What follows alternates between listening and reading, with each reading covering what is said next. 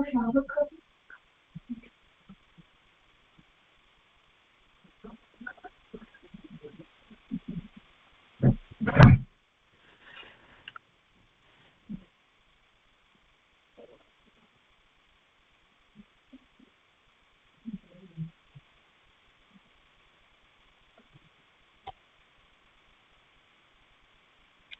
લોહી સૌહરિહંતાણમ નમો લોહી સૌહરિદાનમ નમો લોહી સૌઆયર્યાન નમો લોહી સૌજ્યાયાન નમો લોહી સૌત્રિકાળવતી શ્રાવણમ ઓમકારમિંદુ સંયુક્ત નિત્યમ જયંતિ યોગિન કામદમ ઔષધો ચૈવ ઓંકારાય નમો નમઃ મંગળમ ભગવાન મંગળમ ગૌતમોર્મિ મંગળમ કુંકુંદારી વિજેન્દ્રમોષ મંગળમ નમઃ સમયસારાય સ્વાનુભૂત્યા ચકાસ્તિ સ્વભાવાય ભવાય સર્વમાં વિભાવ નિદાતા. અધ્યાત્મ પ્રેમી પંડિત શ્રી દૌલતરામજી કૃત 6 ઢાળા અને પૂજ્ય ગુરુદેવ કાનજી સ્વામીના 6 ઢાળા ઉપરના પ્રવચનો સહિત આપણે 6 ઢાળાનો સ્વાધ્યાય કરી રહ્યા છીએ. એમાં બીજી ઢાળની અંદર ગાથા 8 પૂરી થયા પછીથી 4 ગાથાઓ સાથે છે. ગાથા 9, 10, 11 અને 12 એનો સ્વાધ્યાય આપણે શરૂ કર્યો છે અને એમાં પૂજ્ય ગુરુદેવ કાનજી સ્વામીએ જે વિસ્તાર કર્યો છે તે આપણે કરી રહ્યા છીએ. કુદેવ, કુગુરુ, કુશાસ્ત્ર ને છોડવા યોગ છે, તજવા યોગ છે, એ વાત ચાલી રહી છે. અને એમાં અગાઉ વાત જે આવી દેવને માટેની વાત આવી કે ગદા, ચક્ર, બાણ વગેરે એવા હિંસક ચિહ્નો સહિત જે હોય એને ભગવાન માને અને એ કુદેવ સેવન છે. બીજી પણ સાથે એ વાત લીધી કે મુનિ થઈ અને વિતરાગ સર્વજ્ઞ થયા ત્યારે તે દેવ થયા અને એવા સર્વજ્ઞ વિતરાગ દેવ જ પૂજનીય છે. વિતરાગને વિતરાગ સ્વરૂપે ન ઓળખતા કોઈ સરાગ માને તો તેની માન્યતામાં કુદેવનું સેવન થાય છે. એક વાત બીજી પણ એમાં આવી કે તીર્થંકર ભગવાન, કેવળી ભગવાન જે હોય એ જ્યાં સુધી સંસાર પર્યાયમાં છે એટલે કે દીક્ષા લીધી નથી ત્યાં સુધી એમને પણ બીજા સંસારીની જેમ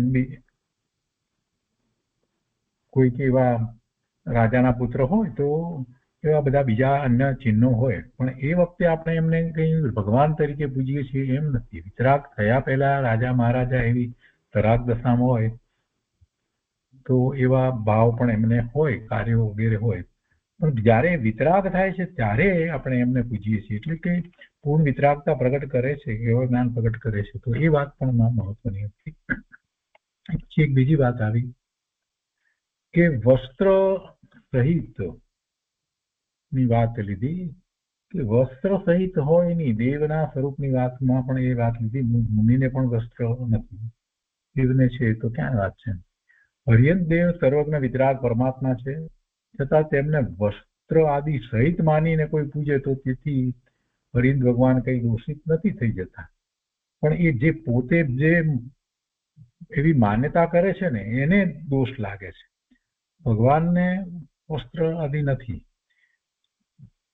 પણ છતાં તેમને વસ્ત્ર આદિ સહિત માની કોઈ પૂજે તો તેથી હરિયંત ભગવાન કઈ દોષિત નથી થઈ જતા, પણ તેમનું સ્વરૂપ વિપરીત માનનારને એને મિથ્યાત્વ થાય છે. તેની માન્યતામાં એ મિથ્યાત્વ થાય એટલે ખરેખર એ કુદેવ સેવન થાય છે. દેવ સાચા છે છતાં પણ એને દેવના સ્વરૂપને ખોટું માની. એટલે આપણે રામચંદ્રજીની વાત લીધી હતી કે રામચંદ્રજી એ કેવળ જ્ઞાન પ્રાપ્ત કરી અને સિદ્ધ થયા. તો રામચંદ્રજી હરિયંત પરમાત્મા તરીકે આપણે એમને પૂજીએ કેમ કે કેવળ જ્ઞાન પ્રગટ કર્યું એટલે. તો એમની પ્રતિમા હોય તો કેવી હોય? વિતરાગી પ્રતિમા હોય. પણ તમે રામચંદ્રજીની પ્રતિમા ધનુષ બાણ સહિતની પ્રતિમા હોય એને પૂજો તો પછી એ કુદેવ સેવન થઈ જાય છે. દેવ તો સાચા છે પણ તમારી માટે સેવન જે છે તે કુદેવ સેવન થઈ જાય છે. કેમ કે ભગવાનમાં રાગ અને દ્વેષ ક્યાં છે? તો એમને તમે રાગી દ્વેષી ચિત્રો છો, એમને વસ્ત્ર સહિત કે કેવા ગદા વગેરે સહિત જે ચિંતો છો તો એ રાગી ચિંતો છે. એવી જ રીતે હનુમાનજીને માટે પણ વાત આવી કે એ પણ એવા કેળનામ પ્રગટ કરી સિદ્ધ થયા છે અને એમને તમે ગદા સહિત એવા હનુમાનના સ્વરૂપને પૂજો છો તો એમાં મિથ્યાત્વનો પ્રસંગ આવી જાય છે. એટલે એમ કે કુદેવ એ અપેક્ષાથી કહ્યું કે એમાં માન્યતા જે છે તે કુદેવને પૂજવાની માન્યતા છે. એ બધી વાતને કહેવામાં આવી અને પછી કહે છે કે માટે સર્વજ્ઞ વિતરાગ સિવાય બીજો કોઈ દિષ્ટ દેવ નથી. અને એ પહેલા એ ઈષ્ટની વાત કરવામાં આવી. ઈષ્ટ શું છે? ઈષ્ટ પદ તો વિતરાગતા અને સર્વજ્ઞતા છે, કેમ કે જીવોને સુખ ઈષ્ટ છે અને પૂર્ણ સુખ તો વિતરાગતા અને સર્વજ્ઞતામાં જ હોય. માટે સર્વજ્ઞ વિતરાગ સિવાય બીજો કોઈ ઈષ્ટદેવ નથી.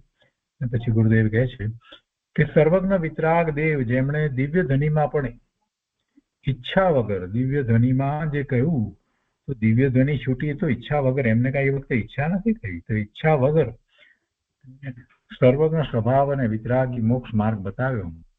એમના સિવાય રાગી દ્વેષી કે કુવેશધારીને જે પૂજે તે તો મોટો મૂર્ખ છે. નિત્યાત્વની પુષ્ટિથી અનંત કાળ એ ભવના ભ્રમણ કરશે. જે રાગી દ્વેષી વેશધારીને દેવ માની અને પૂજે છે એ મિથ્યાત્વની પુષ્ટિ કરે છે અને એ ગૃહિત મિથ્યાત્વને કારણે એને અનંતાનુબંધીના બંધ પડશે. એટલે મિથ્યાત્વની પુષ્ટિથી અનંત કાળ તે ભવ ભ્રમણમાં રખડશે અને દુઃખી થશે. માટે દુઃખનો જેને ડર હોય તે સુખને જે સુખને ચાહતા હોય તેઓ કુદેવનું સેવન છોડી અને સર્વજ્ઞ વિતરાગ દેવને પહેલા તો ઓળખે. કેવા છે સર્વજ્ઞ વિતરાગ પરમાત્મા? એમના સ્વરૂપને સમજે, વિચારે, એમના પુરુષાર્થ વિશે વિચાર કરે અને પછી એ સ્વરૂપને, એવા શુદ્ધ સ્વરૂપને પોતે નિર્ણય કરી અને પછી પૂજે છે. અને એવું સ્વરૂપ પોતાનું છે એમ કરી અને ઉપસ ધ્યાન કરે કે પદસ ધ્યાન કરે છે. તો 110 પાના ઉપર પૂજ્ય ગુરુદેવના પ્રવચન ડાળાના એમાં પાના નંબર 110 ઉપર આજે આગળ લઈએ છીએ કે કુંદકુંદ પ્રભુ પ્રવચન સારમાં કહે છે, કુંદકુંદાચાર્ય ભગવાને પ્રવચન સારમાં કહ્યું છે, અરિયંત ભગવાનના સ્વરૂપને વિશે કહ્યું કે અરિયંત દેવના દ્રવ્ય ગુણ પર્યાયને જે જીવ ઓળખે છે તે પોતાના આત્માના શુદ્ધ સ્વરૂપને પણ ઓળખે છે. ઓળખવું એટલે શું? દ્રવ્ય ગુણ પર્યાય. અરિયંત ભગવાનના દ્રવ્ય ગુણ પર્યાયને જે જીવ જેમ છે તેમ શ્રદ્ધે છે, જેમ છે તેમ શ્રદ્ધે છે. ભગવાનનું દ્રવ્ય કેવું, ભગવાનના ગુણ અને ભગવાનની એ પર્યાય, એ નિર્મળ પર્યાય રત્નત્રયના પરિણામ જે છે સતત એક સરખા થઈ રહે છે. પૂર્ણ દશા પ્રગટ થયેલી છે. અનંત જ્ઞાન, અનંત દર્શન, અનંત વીર્ય, અનંત સુખ પ્રગટ થયા છે.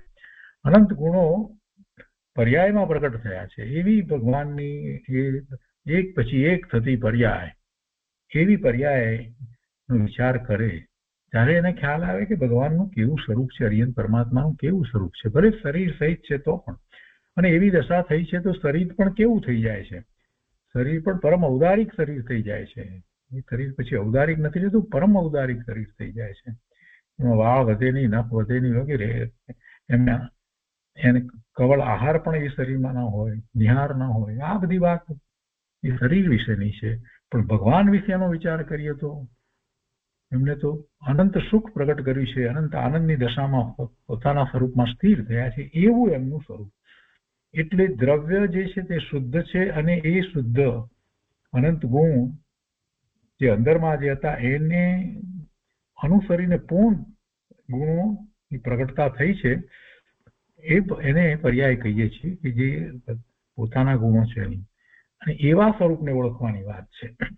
એવા સ્વરૂપને જે જીવ ઓળખે છે તે પોતાના આત્માના શુદ્ધ સ્વરૂપને પણ ઓળખે છે. એટલે એ મેળ કરે છે, મેળવે છે કે ભગવાનનું આવું શુદ્ધ સ્વરૂપ છે, એમને એવું પ્રગટ થયું છે, પર્યાયમાં એ ગુણો પ્રગટ થયા છે. તો એવું જ જીવ માત્રનું શુદ્ધ સ્વરૂપ છે. અને પોતાને જયારે પુરુષાર્થ કરવો છે તો એ પછી એ રીતે પોતાનું એવું સ્વરૂપ છે એમ પોતે પોતાની ઉપર સ્થાપે છે. એટલે તે પોતાના આત્માના શુદ્ધ સ્વરૂપને પણ ઓળખે છે અને તેને મોહનો ક્ષય થઈ અને સમ્યક દર્શન થાય છે. અહો અરિયંત ભગવાનના આત્માનું દ્રવ્ય શુદ્ધ ચેતનમય, તેમના ગુણો પણ શુદ્ધ ચૈતન્ય રૂપ અને તેમની પર્યાય પણ શુદ્ધ ચેતના રૂપ. એમાં ક્યાંય રાગ નથી, એમાં ક્યાંય રાગ નથી. જેવો તે આત્માનો શુદ્ધ સ્વભાવ છે તેવો જ પરમાર્થે આ આત્મા શુદ્ધ સ્વભાવી છે. એમણે તો એ પ્રગટ કર્યો છે, આપણે પ્રગટ નથી કર્યો, પણ દ્રવ્ય અપેક્ષાએ તો એવો જ મારો પણ શુદ્ધ સ્વભાવ છે. સ્વભાવ ગુણને કારણે છે, સ્વભાવ ગુણને કારણે છે. મારામાં પણ એવા ગુણ છે એટલે મારો સ્વભાવ તો એવો જ છે, પણ એવા સ્વભાવ ભાવે હું થયો નથી. સ્વભાવ તો એવો જ છે, એવો જ પરમાર્થે આ આત્માનો, મારા આત્માનો શુદ્ધ સ્વભાવ છે. એમ ઓળખાણ કરવાની વાત ગુરુદેવે અહીંયા કહી છે. એટલે કહે છે કે એમ ઓળખાણ કરવાથી રાગ આદિ પરભાવો સાથેની એકત્વ બુદ્ધિ છૂટીને પરિણતિ અંતર સ્વભાવમાં વળે છે. જ્યારે આવો વિચાર કરીએ, આવો નિર્ણય કરીએ, આવું ચિંતન કરીએ કે આ જ શુદ્ધ સ્વરૂપ, આ જ શુદ્ધ સ્વરૂપ છે, અને એવા નિર્ણયપૂર્વક એવા શુદ્ધ સ્વરૂપનું લક્ષ્ય કરવામાં આવે છે તો અતિન્દ્રિય પણ એવી અનુભૂતિ થાય છે, સ્વાનુભૂતિ થાય છે. અંતર સ્વભાવ તરફ વળે છે તો અનુભૂતિ થાય છે. શુદ્ધ સ્વભાવ સાથે પર્યાયની એકતા થતા મોહનો અભાવ થઈ જાય છે. શુદ્ધ સ્વભાવ સાથે પર્યાયની એકતા થાય એટલે શુદ્ધ સ્વભાવ રૂપ હું છું એવી પર્યાય જ્યારે થવા માંડે છે તો પછી મોહ એ વખતે ઉત્પન્ન થતો નથી. એમ મોહનો અભાવ થઈ જાય છે અને અનુભૂતિ થાય છે એટલે એને સમ્યક દર્શન થાય છે. અને તે જીવે અર્યંત દેવને પરમાર્થ સ્વરૂપે ઓળખ્યા એમ કહેવાય. બાકી તો બધા કહે છે કે અમને પણ અર્યંત ભગવાનનો ખ્યાલ છે, પણ સાચો ખ્યાલ જેને છે એને તો એવું ચિંતન થઈ જાય છે કે આવું શુદ્ધ સ્વરૂપ, એને તો એમના પ્રત્યેનો એટલો બધો અહોભાવ, એવો ભક્તિનો ભાવ, એવો સ્વાર્પણનો ભાવ, અનેક પ્રકારે એવો ભાવ આવી જાય છે. પરમાત્માના સ્વરૂપનો શું વિચાર કરવો એવા, અને એ જ સ્વરૂપ મારું છે પછી પોતાની પર ઉતારે છે તો એને મોહ ટળી જાય છે, પછી મોહ ઉત્પન્ન નથી થતો. જો આવું થાય તો સાચા અર્થમાં અર્યંત પરમાત્માને આપણે ઓળખ્યા એમ કહેવાય. સમ્યક દર્શન થાય ત્યારે એમ કહેવાય કે અર્યંત પરમાત્માને આપણે ઓળખ્યા. એટલે આ આખી વાત જે છે અર્યંત ભગવાનના દ્રવ્ય ગુણ પર્યાયની વાત જે છે એ દ્વારા આપણે આપણા સ્વરૂપ તરફ વળીએ છીએ. એટલે આ રૂપસ ધ્યાનની આખી પ્રક્રિયા છે. પ્રવચન સારમાં જે અર્યંત ભગવાનના દ્રવ્ય ગુણ પર્યાયને જે ઓળખે તે પોતાના આત્માના શુદ્ધ સ્વરૂપને ઓળખે છે. એક કથનની અંદર જ વાત આવી જાય છે કે એ રૂપસ ધ્યાનની જ વાત છે, બીજી કોઈ વાત નથી. ભગવાનનું રૂપ એટલે કયું રૂપ છે? એમનું સ્વરૂપ. એ સ્વરૂપને જાણી અને એ જ સ્વરૂપ મારું છે એમ જે પોતાની ઉપર સ્થાપી અને પછી એકાગ્રતા સ્વરૂપમાં કરી લે છે એને સમ્યક દર્શન થાય છે. એટલે આ રૂપસ ધ્યાન છે. આવું ધ્યાન કરવાનું છે. તીર્થંકર ભગવાનની પ્રતિમા આપણે મંદિરમાં દર્શન કરવા જઈએ છીએ તો જોઈએ છીએ કેટલાક લોકો ત્યાં પણ આંખ બંધ કરે છે. અરે ભાઈ, તું પ્રભુના દર્શન કરવા આવ્યો વળી આંખ ક્યાં બંધ કરે છે? મને ઘણી વાર એમના આશ્ચર્ય થાય કે અહીંયા આવ્યો અને પાછો આંખ બંધ કરીને પછી બે હાથ જોડીને નૌકાર મંત્ર વગેરે બોલી અને પછી ચાલ્યો જાય છે. તો તું શું દર્શન કર્યા? પ્રભુનું સ્મરણ કરવું જ છે તારે, અને તારે એવું સ્મરણ કરવું છે કે જેમાં તું અંદર ડેપ્થમાં, ઊંડાણમાં ચાલ્યો જાય એવું સ્મરણ કરવું છે. તો આ પ્રતિમામાં જેમાં નિક્ષેપ કરવામાં આવ્યો છે, તીર્થંકરની પ્રતિમા છે તેમાં નિક્ષેપ કરવામાં આવ્યો છે. આદિનાથ ભગવાનની પ્રતિમા છે તેમાં આદિનાથ ભગવાનનો, ઋષભદેવ ભગવાનનો નિક્ષેપ કરવામાં આવ્યો છે.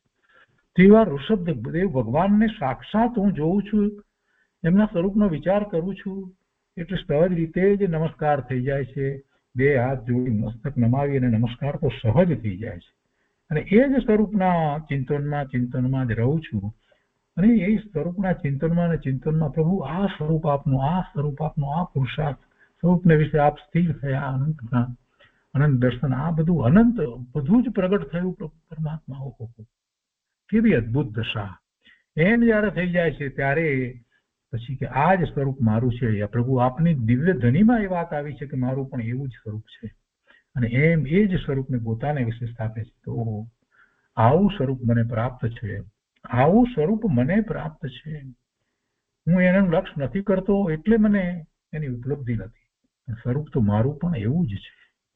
એવા નિર્ણયપૂર્વક સર્વ તરફ વળી જાય છે. પરમાત્માના દર્શન કરે છે, એમની સામે જુએ છે તો એમના દ્રવ્ય ગુણ પર્યાયનો વિચાર આ રીતે કરે છે, ચિંતન કરે છે, એ રૂપસ ધ્યાન, અને એમાંથી સ્વ તરફ વળવાનું છે. આંખ બંધ કરીને નૌકાર મંત્ર બોલી ગડગડ ગડગડ કંઈક બીજું ગગડાવી કરી અને ચૈત્યવંદન વગેરે કરીને લોકો ચાલતા થાય, આ કઈ વાત છે? અરે મંદિરમાં ગયા છીએ, પ્રભુના દર્શન કરવા ગયા છીએ, ત્યાં ગયા છીએ તો પ્રભુના દર્શન કરવા ગયા છીએ એવા ભાવ સાથે જઈએ છીએ. પ્રતિમાના દર્શન નહીં, પરમાત્માના દર્શન માટે જઈએ છીએ. એની એ પ્રતિમાની અંદર પરમાત્મા દેખાવા જોઈએ, પરમાત્માના દ્રવ્ય ગુણ પર્યાયનો ખ્યાલ આવવો જોઈએ. આ બહુ મહત્વની વાત છે.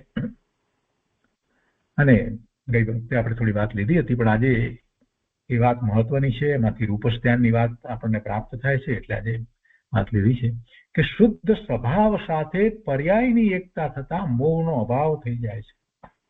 એટલે કે સમ્યક દર્શન થાય છે, નિત્યાત્વ ચાલી જાય છે, અને તે જીવે અર્યંત દેવને પરમાર્થ સ્વરૂપે ઓળખ્યા, જાણ્યા, અને એટલે પોતાના સ્વરૂપને પણ હવે એ જાણે છે. અને સાચા ભાવપૂર્વક નમો અર્યંતાણમ તેણે કર્યું. આ રીતે કરે, એને નમો અર્યંતાણમ કર્યું, એને નમસ્કાર, સાચા નમસ્કાર કરે. અહીં આગળ કે છે અર્યંત ને ઓળખ્યા વગર તેમનું નામ લે તેમાં ખરેખર તો નામ નિક્ષેપ પણ સાચો નથી. અર્યંત ભગવાનનું નામ લે, નમો અર્યંતાણમ લે, અથવા તો એમનું નામ લે, તીર્થંકર ભગવાનનું નામ લઈ અને નમસ્કાર કરે. સાક્ષાત મહાવીર ક્ષેત્રને વિશે વિરાજમાન છે શ્રીમંદર સ્વામી, યુગબંદર સ્વામી, બાહુ સ્વામી, સુબાહુ સ્વામી, એમના નામ લઈ અને નમસ્કાર કરે, તેમાં ખરેખર તો નામ નિક્ષેપ પણ સાચો નથી. નામ લે, અર્યંતને ઓળખ્યા વગર જો એ નામ લઈને નમસ્કાર કરે તો પણ, એટલે અર્યંતને ઓળખ્યા છે જેણે અર્યંત ભગવાનનો વિચાર કરી અને એમને નમસ્કાર કરે છે નામ લઈને, તો એના નમસ્કાર સાચા છે. પણ ઓળખ્યા વગર એ ગમે તેટલી વાર નામ લઈને નમસ્કાર કરે, એથી એને કાંઈ લાભ નથી. અરિહંત ભગવાનને ઓળખ્યા વગર તેમનું નામ લે, તેમાં ખરેખર તો નામ નિક્ષેપ પણ સાચો નથી. અને ત્યાં પ્રતિમા છે તો એમાં તો નિક્ષેપ કરે છે, તો ત્યાં એ નામ લઈને નમસ્કાર કરે, તીર્થંકર ભગવાનનું નામ લઈને નમસ્કાર કરે તો પણ શું છે? ઓળખ્યા નથી, એમના સ્વરૂપને જાણ્યા વગર એ નમસ્કાર સાચો નમસ્કાર થતો નથી. કેમ કે નિક્ષેપ તે નયપૂર્વક હોય છે, અને નય તે સમ્યક શુદ્ધ જ્ઞાનપૂર્વક જ હોય છે. એને આપણે નય કહીએ છીએ. બીજા કોઈ કુનય જે છે ગમે તે પ્રકારે એને નય કહેવામાં આવતા જ નથી. નય જયારે કહ્યું ત્યારે સમ્યક નય, સાચો નય હોય. અનેક નય દ્વારા વસ્તુ સ્વરૂપનું આપણે પ્રમાણ જ્ઞાન કરીએ છીએ, તો એ નયમાં એક નય ખોટો હોય તો પ્રમાણ જ્ઞાન ન થાય. એટલે નય સાચો લેવાનો છે, અહીંયા સમ્યક લેવાનો છે. એટલે પછી એ સમ્યક જયારે લઈએ છીએ તો એક શ્રુત જ્ઞાનમાં એ નય પડે છે, તો એ સમ્યક શ્રુત જ્ઞાન પૂર્વક જ હોય. અજ્ઞાનમાં નય કે નિક્ષેપ સાચા હોતા નથી. સર્વજ્ઞની મૂર્તિમાં પણ સર્વજ્ઞની સ્થાપનાનો નિક્ષેપ છે, એટલે તે પણ રાગ દ્વેષના ચિહ્ન વગરની જ હોય. જીન પ્રતિમા જીન સારથી, જેવી જીનેશ્વર ભગવાનનું સ્વરૂપ છે એવી એમની પ્રતિમા હોય, અને એમાં પણ પાછો નિક્ષેપ કરવામાં આવ્યો વિધિપૂર્વક, અને પછી તેમને આપણે ભગવાન તરીકે સ્વીકારી અને આપણું કાર્ય આપણે કરીએ છીએ.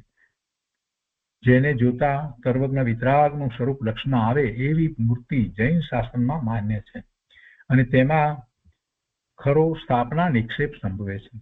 આખી દુનિયાને જાણનારા પણ કરનારા નહીં કોઈનું એવા સર્વજ્ઞ વિતરાગ દેવ.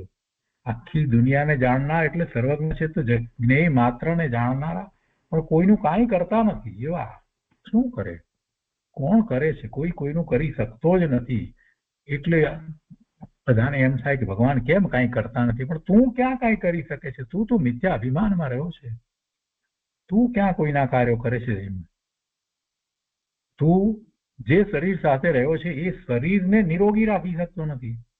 એ શરીરમાં ડાયાબિટીસ થઈ જાય છે, શું કરે છે? શું કરે? કેન્સર થઈ જાય છે, શું કરે છે? શરીરને અમે આમ સ્વસ્થ રાખીએ, તેમ શરીર રાખીએ, કોઈ બીજાની તો વાત જ નથી. પોતાના જે શરીર સાથે રહ્યો છે એનાય કાંઈ કાર્ય કરી શકતો જ નથી. એટલે કોઈ દ્રવ્ય બીજા દ્રવ્યનું કાંઈ કરતું જ નથી, તો પછી તીર્થંકર ભગવાન કેવળી પરમાત્મા ને માટે પણ એમ જ છે. એ સર્વજ્ઞ છે, જ્ઞેય માત્રને જાણનાર છે, પણ પરનું કાંઈ કરનારા નથી. એવા સર્વજ્ઞ વિતરાગદેવ અને તેમની પ્રતિમા પૂજ્ય છે. એનાથી વિરુદ્ધ કોઈ પૂજ્ય નથી.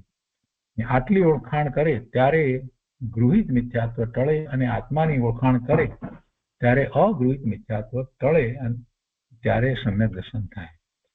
સાચા દેવગુરુ શાસ્ત્રની ઓળખાણ કરી એટલે ગૃહિત મિથ્યાત્વ ન થયું, અથવા તો કદાચ પહેલા હતું કોઈક રીતે તો એ ગૃહિત મિથ્યાત્વ ટળ્યું, એ તો ગયું. પણ પેલું અગૃહિત અનાદિનું જે ચાલ્યું આવે છે એને માટે શું? એને માટે એને આત્માની ઓળખાણ કરવી પડે. આત્માની ઓળખાણ અનુભવ કરે આત્માનો, ત્યારે અગૃહિત મિથ્યાત્વ ટળે. એટલે કે સમ્યક દર્શન થાય ત્યારે અગૃહિત મિથ્યાત્વ ટળે. પ્રશ્ન કર્યો છે કે પ્રતિમા અજીવની બનેલી છે, તો તેને તમે જીવ માનો છો? પ્રતિમા અજીવની બનેલી છે તો તેને તમે જીવ માનો છો? અરે ભાઈ, નિક્ષેપની વાત છે અહીંયા. તો પ્રતિમામાં ઉત્તરમાં ગુરુદેવ કહે છે કે પ્રતિમામાં ભગવાનની સ્થાપના છે, સ્થાપના નિક્ષેપ કર્યો છે, અને ત્યાં ભાવ નિક્ષેપે ભગવાન કેવા હોય તેનો ધર્મીને ખ્યાલ છે. એટલે તે ભગવાનનું સ્મરણ કરી અને પ્રતિમાજીમાં તેની સ્થાપના કરી અને ભક્તિ, વિનય, વંદન, પૂજા કરે છે, સ્તુતિ કરે છે, અને તે યોગ્ય છે. એ યોગ્ય છે. તેમાં જો કે શુભરાગ છે, બરાબર છે, પણ તે કાંઈ મિથ્યાત્વ નથી. ભગવાનના એમની પ્રતિમામાં એવી સ્થાપના નિક્ષેપ કરવો, સ્થાપના નિક્ષેપ કરી અને પછી પાછા એમને ભગવાન તરીકે જોવા, એવી શ્રદ્ધા કરવી અને એમના ભક્તિ, વિનય, વંદન, પૂજા, આ બધું સ્તુતિ વગેરે કરવા, તો એમાં કઈ મિથ્યાત્વ નથી. એમાં શુભ ભાવ છે, પણ તે કઈ મિથ્યાત્વ નથી. કેમ કે તેમાં કઈ દેવનું સ્વરૂપ નથી મનાતું. તેમાં કઈ દેવનું સ્વરૂપ નથી મનાતું. એટલે કે પથ્થરને દેવ માન્યા છે એમ નથી. આપણે તો નિક્ષેપ કર્યો છે એટલે ત્યાં ભગવાન માનીએ છીએ. પથ્થરને દેવ માનીએ છીએ એવી વાત નથી. જેને ભાવ નિક્ષેપ ભગવાનની ખબર નથી તેઓ સ્થાપના નિક્ષેપનો પણ નિષેધ કરે છે, પ્રતિમાનો નિષેધ કરે છે. એ વાત ચાલે છે, પણ એ ઠીક નથી થઈ રહ્યું. સ્થાપના નિક્ષેપનો નિષેધ થઈ જાય છે. પ્રતિમાને જે નથી માનતા, સ્થાનકવાસી પ્રમાણે કે તેરાપંથ પ્રમાણે કે એ રીતે કોઈ પ્રતિમાને ન માનવી, પ્રતિમાની પૂજા વગેરે ન કરવી, તો એમાં તો એનો અર્થ એ થયો કે એમને સ્થાપના નિક્ષેપ જે છે એનો નિષેધ વર્તે છે. નય નિક્ષેપ પ્રમાણના સ્વરૂપને એ સમજ્યા જ નથી. આ એક વસ્તુ જે જૈન ધર્મની અંદર મહત્વની જે વાત જે છે એમને એમાં નિક્ષેપની તો વાતને ઉડાડી દીધી, એનો નિષેધ કરી દીધો. સ્થાપના નિક્ષેપનો પણ નિષેધ કરે છે. અને તેમણે ભગવાનની વાણી બરાબર સાંભળી નથી, સમજ્યા નથી, એટલે ભગવાનને ઓળખ્યા નથી. ધર્મીના અંતરમાં તો સર્વજ્ઞ પરમાત્મા રમે છે. એના શ્રદ્ધા જ્ઞાનમાં પરમાત્મા બિરાજે છે. ધર્મીના અંતરમાં સર્વજ્ઞ પરમાત્મા રમે છે. અને અંદરમાં તો એ જ ચાલી રહ્યું છે, સર્વજ્ઞ પરમાત્મા. અને એમનું એ સર્વજ્ઞ પરમાત્માનું શ્રદ્ધાન છે, એમની સર્વજ્ઞતાનું શ્રદ્ધાન છે, પૂરેપૂરી શ્રદ્ધા છે. એના શ્રદ્ધા જ્ઞાનમાં એટલે પરમાત્મા બિરાજે છે. એટલે એના ભક્તિ વગેરેના ભાવો પણ અલૌકિક હોય છે. ભલે ને સામે પ્રતિમા છે, પણ એના ભાવ ક્યાં છે? એને તો ભગવાન દેખાય છે, ભગવાન તરફના એના તો ભાવ છે. એટલે એના શ્રદ્ધા જ્ઞાનમાં પરમાત્મા બિરાજે છે. એટલે એના ભક્તિ વગેરેના ભાવો પણ અલૌકિક હોય છે. સ્થાપના નિક્ષેપ પણ તેમને જ સાચો હોય છે. સ્થાપના નિક્ષેપ પણ તેમને જ સાચો હોય છે. સોનગઢમાં જ્યારે મંદિર બન્યું અને પ્રતિમાની સ્થાપના થઈ, એમાં પ્રતિમાની પ્રતિષ્ઠા કરવામાં આવી, નિક્ષેપ કરવામાં આવે વિધિવત, એ પ્રતિષ્ઠા થાય છે, ત્યારે ગુરુદેવને કેટલો બધો ઉત્સાહ, ઉમંગ હતો. અને સાક્ષાત એ તો ત્યાં ભગવાનને જોઈ રહ્યા હતા એ પ્રતિમાની અંદર, અને પોતે નમસ્કાર કરે છે, સાક્ષાત દંડવત પ્રણામ કરે છે. અને કેટલી મિનિટો સુધી એ સાષ્ટાંગ પ્રણામ કરી અને એ સ્થિતિમાં પૂજ્ય ગુરુદેવ રહે છે. કેટલો બધો ભાવ છે. એટલે એ આખી વાત જુદી છે. જેમના અંતરમાં ભગવાન બિરાજે છે, એમની શ્રદ્ધામાં જ્ઞાનમાં ભગવાન જ છે, એટલે એમને એ જ્યારે એવી પ્રતિષ્ઠા થાય છે, એવો પ્રતિમાની અંદર ભગવાનનો નિક્ષેપ કરવામાં આવે છે, તો ત્યાં એ ભગવાનને જ જુએ છે. એમને પ્રતિમા નથી દેખાતી, એમને ભગવાન દેખાય છે. આ દ્રષ્ટિ આપણે શીખવાની છે, અપનાવવાની છે. અને એટલે જ કે છે કે એમાં કોઈ મિથ્યાત્વની તો વાત જ નથી, પણ ઉત્કૃષ્ટ પ્રકારનો એવો શુભ ભાવ હોય છે. અને એમાંથી જ જીવો રૂપસ ધ્યાનમાં ચાલ્યા જઈ અને સમ્યક્ત્વ પણ પ્રગટ કરે છે. હવે કેટલીક વાત બીજી સાથે લીધી છે અહીંયા, કે આ પ્રતિમાની વાત લીધી, નિક્ષેપની વાત લીધી, અને પેલા ભાઈનો પ્રશ્ન છે ને, પ્રતિમા અજીવની બનેલી છે તો તમે તેને જીવ માનો છો, આવો પ્રશ્ન છે ને. એટલે કે છે કે ભાઈ, તું તારા પિતા નો ફોટો હોય તો તું શું કે છે એને? ફોટાને શું કે છે? કે કાગળ કે છે? શું કે છે? પિતા કે છે ને, ઓળખાણ આપે છે, આ મારા પિતા, એમ જ બીજાને બતાવે છે ને. એટલે એ ઉદાહરણ આપીને વાત કરે છે કે જેમ પિતાના પ્રેમ વાળો માણસ તેમના ચિત્રમાં સ્થાપના કરીને કહે છે કે આ મારા પિતા છે, ત્યાં તેને સાચા પિતાની અને સ્થાપનારૂપ પિતાની બંનેની એને ખબર છે કે અહીંયા ખરેખર પિતા નથી, પણ આ પિતાનું ચિત્ર છે, એમનો ફોટો છે, એની ખબર છે. તેમ સર્વજ્ઞ પદ જેને પ્રિય છે એવા સાધક જીવો પોતાના પરમ પ્રિય ધર્મ પિતા એવા સર્વજ્ઞ દેવને ઓળખીને પ્રતિમાજી વગેરેમાં પણ તેમની સ્થાપના કરી અને બહુમાન કરે છે કે આ મારા ભગવાન, આ મારા ધર્મ પિતા, અમે આ જીનેવરના પુત્ર, આ જીનેશ્વર ભગવાન, એમને અનુસરનારા અમે જૈન, એમની આજ્ઞા અને આમન્યામાં રહેનારા, આ જીનેન્દ્ર ભગવાનની આજ્ઞા અને આમન્યામાં રહેનારા અમે જૈન. એવો એનો ભાવ છે. એટલે આ પ્રમાણે ઈષ્ટદેવ પ્રત્યે ધર્મીને પરમ બહુમાન જાગે છે. બહુ સરસ વાતો છે પ્રભુ, બધી ભાવવાળી વાત છે. આ વાત આપણે જયારે ગુરુદેવના મુખેથી સાંભળીએ ત્યારે આપણને થાય કે કેટલી સરસ રીતે ગુરુદેવે વાત કરી છે. અહીંયા કહે છે કે દેવ ગતિના જીવોને પણ દેવ કહેવાય. દેવ ગતિ થઈએ ને, દેવની ગતિ, મનુષ્ય દેવ પૃથ્વીની જે ગતિ છે ને, તો દેવ ગતિના જીવોને પણ દેવ કહેવાય છે. પણ એ દેવો કઈ વિતરાગ નથી, વિતરાગ નથી. ભલે સમ્યક દ્રષ્ટિ હોય તો એને વિતરાગતાનો અંશ પ્રગટ થયો હોય એવા પણ હોય તો પણ એ વિતરાગ નથી. પૂર્ણ વિતરાગતા તો કેવળ જ્ઞાન થાય ત્યારે પ્રગટે છે. જગતમાં અર્યંત દેવ અને સિદ્ધદેવ એ જ સાચા વિતરાગ દેવ છે. જેમને કેવળ જ્ઞાન થયું છે એ જ સાચા વિતરાગ દેવ છે. એ જ ઈષ્ટ પરમેશ્વર અને પરમાત્મા છે. ગુરુદેવ કહે છે કરી મૂર્ખ જીવો પરમાત્માને ભૂલીને પીપળાના ઝાડને ની પૂજા કરે છે, અને કંઈક કોઈક સર્પની પૂજા કરે ને કોઈક વાંદરાની પૂજા કરીને ગાયની પૂજા કરે ને બધા પશુને પણ દેવ માની અને પૂજે છે. નાગ પંચમીમાં નાગની પૂજા ને આ બધું અનેક પ્રકારે ચાલે છે. હનુમાનજી ને માટે વાંદરાની પણ પૂજા કરે કે તો હનુમાનજીનો કહેવાય એમ. અરે હનુમાનજી વાનર ન હતા, એ તો ખૂબ સુંદર રૂપાળા રાજકુમાર હતા. એ વાનર હતા? વાનર ન હતા.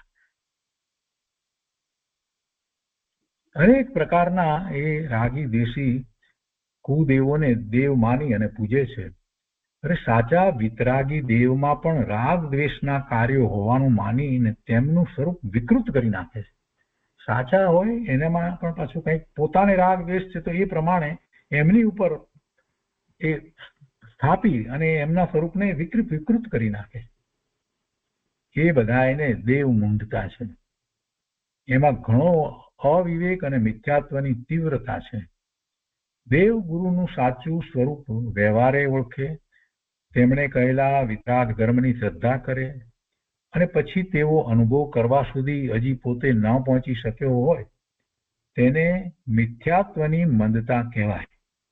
આ બધું કર્યું પણ હજી સંમત નથી કર્યું, એટલે એને મિથ્યાત્વની મંદતા છે. શું કહે છે કે દેવ ગુરુનું સાચું સ્વરૂપ વ્યવહારે ઓળખે. વ્યવહાર એટલે શાસ્ત્ર દ્વારા જે સાચી ઓળખ કરે છે, ગુરુના ઉપદેશ દ્વારા એ વ્યવહારે ઓળખ્યું. તેમણે કહેલા વિતરાગ ધર્મની શ્રદ્ધા કરે અને પછી તેઓ અનુભવ કરવા સુધી હજી પોતે ન પહોંચી શક્યો હોય તો તેને મિથ્યાત્વની મંદતા કહેવાય, અથવા તો વિશેષ આગળ વધ્યો હોય તો સમ્યક તો સન્મુખતા કહેવાય. પણ સમજણમાં જ જેને વિપરીતતા છે અને દેવગુરુનું સાચું સ્વરૂપ પણ જે જાણતો નથી, માનતો નથી અને વિપરીત માની અને કુદેવ કુગુરુ કુધર્મને સેવે છે, તેને તો મિથ્યાત્વની તીવ્રતા છે અને તેને સમજાવે છે. અત્યંત કરુણા બુદ્ધિથી તેને સમજાવે છે. એવા તીવ્ર મિથ્યા દ્રષ્ટિને સમજાવે છે કે ભાઈ તારું હિત ચાહતો હો તો ભગવાન હરિયંત દેવ સિવાય બીજા કોઈ દેવને માનવાનું છોડી દે. હિતનો સાચો માર્ગ દેખાડનારા હરિયંત ભગવાન જ છે. આવા વિતરાગ ભગવાનને છોડીને મોહી જીવોને કોણ ભજે? જે તીવ્ર મોહી હોય તે ભજે. મોહી જીવને કોણ ભજે? મોહી જીવની પૂજા વંદન વગેરે કોણ કરે? મોહી હોય તે કરે. પણ જે વિવેકી પોતાનું હિત ચાહતો હોય તે તો કોઈ કુદેવને ભજે નહીં, પૂજે નહીં. ભાઈ મોહી જીવો તો તારા જેવા છે, એને ભજવાથી તો તારો મોહ જ પુષ્ટ થશે, મિથ્યાત્વનું જ પોષણ થશે અને તું સંસારમાં ડૂબીશ. અરે તું જે પરમ સુખ રૂપ ઈષ્ટપદને ઈચ્છે છે તે ઈષ્ટપદને પામેલા જીવ કેવા હોય તેને તો ઓળખ. તારા ઈષ્ટદેવને તો ઓળખ. જે પોતાના ઈષ્ટદેવને જ ન ઓળખે એની મૂર્ખતાની શી વાત? આ પ્રમાણે કુદેવ અને સાચા દેવનું સ્વરૂપ ઓળખાવીને કુદેવનું સેવન છોડવાનો ઉપદેશ આપ્યો. કુગુરુ અને કુદેવની માફક કુધર્મનું સેવન પણ છોડાવવા માટે તેનું સ્વરૂપ ઓળખાવે છે, સાચું ધર્મનું સ્વરૂપ ઓળખાવે છે. હવે એમાં કહે છે કે રાગ આદિક ભાવ હિંસા અને ત્રસ્ત સ્થાવરના ઘાત રૂપ દ્રવ્ય હિંસા. દ્રવ્ય હિંસામાં ત્રસનો ઘાત હોય, સ્થાવરનો પણ ઘાત હોય. સ્થાવરનો ઘાત પણ આપણે કરવો નથી, પણ એ સ્થાવરનો ઘાત ન થાય એમ ગ્રસ્ત દશાની અંદર થવું મુશ્કેલ છે. પણ અંદરમાં ભાવ એવો હોય છે કે મારે ત્રસની તો હિંસા નથી કરવી, પણ સ્થાવરની હિંસાથી પણ બચવું છે, જેટલું બચી શકાય એટલું. ત્રસની હિંસા તો મારે જોઈતી જ નથી. દેહેન્દ્રિયથી માંડીને પચેન્દ્રિય ત્રસ, પણ સ્થાવરનો ઘાત એ પણ મને નથી. તો એ દ્રવ્ય હિંસા. અને રાગાદિક ભાવ એ ભાવ હિંસા. રાગાદિક થવા એ ભાવ હિંસા છે. પોતાનો સ્વભાવ ભાવનો જેમાં ઘાત થાય છે એ ભાવ હિંસા. અને ત્રસ સ્થાવરના ઘાતરૂપ દ્રવ્ય હિંસા. એવી હિંસાથી ભરેલી મિથ્યા ક્રિયાઓ તે કુધર્મ છે, એ ધર્મ નથી. જેમાં ત્રસ સ્થાવરનો ઘાત હોય, સ્થાવરનો ઘાત હોય તો પણ, અને જેમાં રાગ આદિક હોય એટલે કે એવા કશાય ભાવ થતા હોય, એવી મિથ્યા ક્રિયાઓ એ ધર્મ નથી, એ કુધર્મ છે. ને એવા કુધર્મનું સેવન તે તીવ્ર મિથ્યાત્વ છે. જૈન ધર્મ તો વિતરાગતા પોષક છે. વિતરાગ ભાવ તે જ ધર્મ છે જે યજ્ઞ વગેરેમાં પંચેન્દ્રિય પશુને હોમી દે અને તેમાં ધર્મ બનાવે. એ મહામિથ્યા દ્રષ્ટિ છે. પાપી છે. એ પાપી છે. એ તો નરકનું આયુષ બાંધે છે.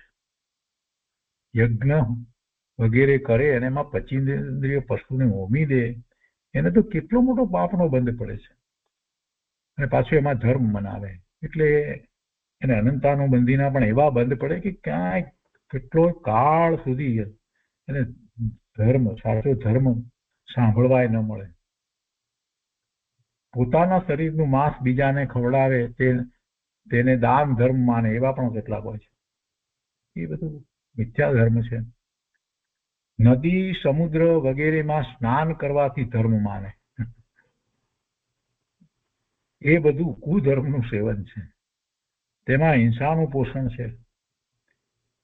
નદી સમુદ્ર વગેરેમાં સ્નાન કરવાથી ધર્મ માને, પણ એમાં શું છે? એમાં તો સૂક્ષ્મ હિંસાઓ બધી થાય છે, બીજું કાંઈ થતું નથી. હિંસાનું પોષણ છે.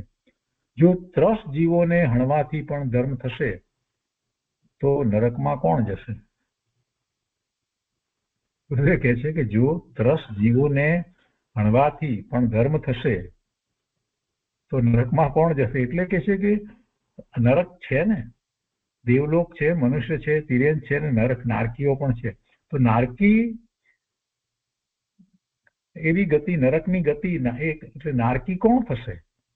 જો તમે ત્રસને હણો અને છતાં પણ તમે એને પાપ માનવાને બદલે એને ધર્મ માનો તો પછી નરકમાં કોણ જશે?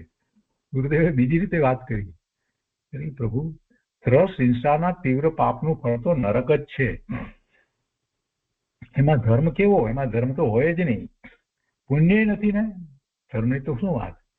હજી તો શુભરાગ ને ધર્મ મનાવે તેને સાચા ધર્મની ખબર નથી, તો પછી પાપની તો શી વાત? આ હિંસા કરે, રસ હિંસા કરે અને ધર્મ માને, એ તો પાપના જ બંધ કરી રહ્યો છે. એની ગતિ તો તિર્યંત અને નરકની જ થવાની છે. શુભરાગથી સ્વર્ગ મળે પણ એ ધર્મ નથી, એટલે એનાથી મોક્ષ નહીં થાય. મોક્ષ તો વિતરાગ ભાવે જ મળે છે, એટલે વિતરાગ ભાવ જ ધર્મ છે. અને વિતરાગ ભાવ શુદ્ધ આત્માના અનુભવથી જ થાય છે, માટે શુદ્ધ આત્માનો અનુભવ તે ધર્મ છે. વિતરાગી દેવ ગુરુની પૂજા વગેરેમાં શુભ ભાવ છે.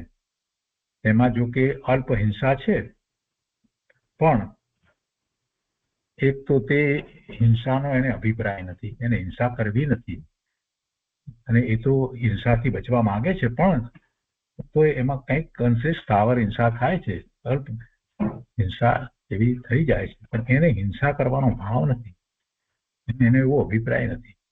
બીજું, તે સ્થાવર હિંસા નિવારી શકાતી નથી, અને ત્રીજું, તે હિંસાને ધર્મ માનતા નથી.